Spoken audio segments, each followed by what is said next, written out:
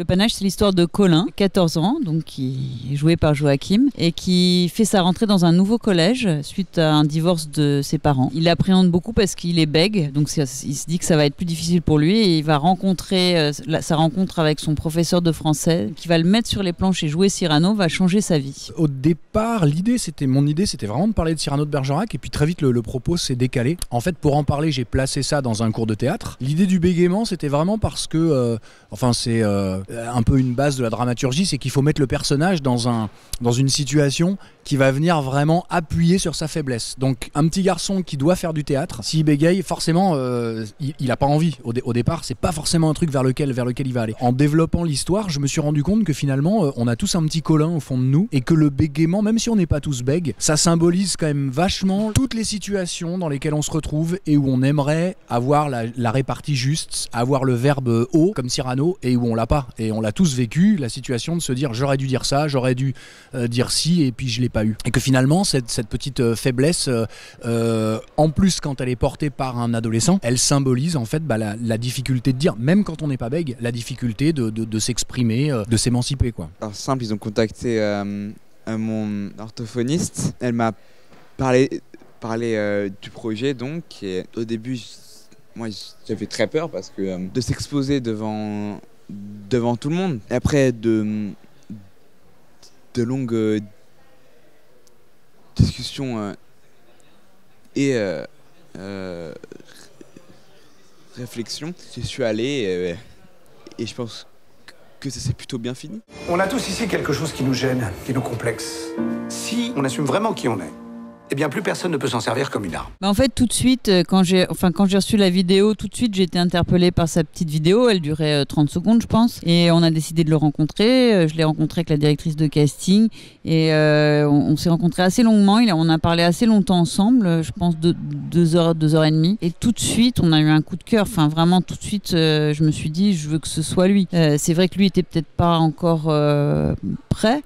Dans sa tête à passer le pas, mais nous on n'a vu personne d'autre. En tout cas on s'est dit c'est lui, et il a fait le chemin ensuite pour avoir envie de le faire. C'était pas évident parce que c'est vrai que Nicolas il joue tous les personnages et il se transforme sur scène, et donc ça fait partie aussi de la pièce et de la comédie de la pièce et de son charme. Donc fallait que nous on trouve comment mettre du cinéma là-dedans. Où était l'idée de cinéma dans la peau de Cyrano. Et bien sûr, après, il y avait des choses que lui n'abordait pas, puisque tout se passait au collège, et que forcément, Colin, il venait de quelque part, il allait quelque part, il avait une famille. Enfin, tout ça était moins traité dans la pièce, bien sûr. Donc, on lui a fait une petite famille italienne sympa. La pièce s'appelle Dans la peau de Cyrano, le film s'appelle Le Panache, et je trouve que Cyrano, c'est le panache, c'est l'intégrité profonde, c'est le don de soi, c'est quand même la générosité ultime de sacrifier son amour pour que la femme dont on est amoureux soit heureuse en écrivant parce que Cyrano écrit les lettres pour Christian. Moi, c'est une question que je me suis posée quand j'écrivais la pièce. D'ailleurs, à un moment, il se la pose, je sais pas si c'est dans le film, quand il dit mais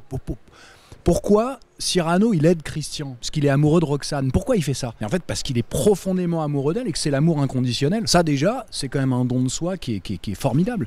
Et que Cyrano, il incarne des valeurs. En tout cas, alors là, moi, très personnellement, dont je me sens quand même très proche. En même temps, très loin et très proche, parce que c'est un héros presque intouchable.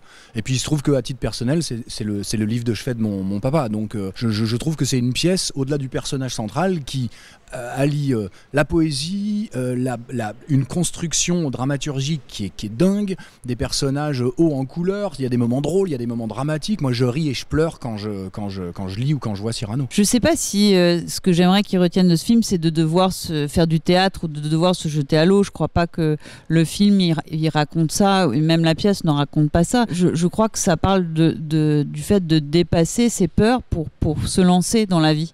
Et donc en acceptant sa différence, les autres vont l'accepter aussi beaucoup plus facilement. C'est de pas s'empêcher de faire des choses parce qu'on a peur. On a tous quelque chose. Je crois qu'on a tous un petit Colin en nous, quelqu'un qui même s'il est pas bègue réellement, on est tous bègues. On sait tous ce que c'est que de buter, de pas y arriver, de très trébucher. Et je trouve que c'est ça la symbolique aussi du bégaiement et qui est très universelle. Sauf que le bègue, il ressent ça évidemment 1 milliard de fois plus, quoi. En tout cas, le sentiment d'avoir honte du regard des autres, d'avoir honte en même temps, de pas arriver à s'exprimer. Voilà, c'est des choses que je pense chacun ressent, qu'on soit adolescent ou âgé d'ailleurs, hein. C'est plus ça que raconte le film, je crois, que le fait vraiment de se libérer par le théâtre. Le théâtre est aussi un symbole parce que trouver sa place sur scène, ça signifie quelque chose. Je crois qu'après on est tous pareils, hein. On veut tous avoir des copains et aimer et être aimé. Donc ça raconte aussi comment intégrer un groupe, comment vivre ensemble finalement.